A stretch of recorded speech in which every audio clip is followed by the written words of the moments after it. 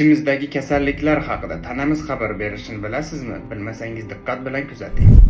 Ko'zingizning oq rangli qismi, ya'ni sklera qismi sarg'ish tusga kirganmi? Demak, jigaringizda jiddiy muammo bor. Qo'lingiz va barmoqlaringizda doimiy ravishda titrash bormi?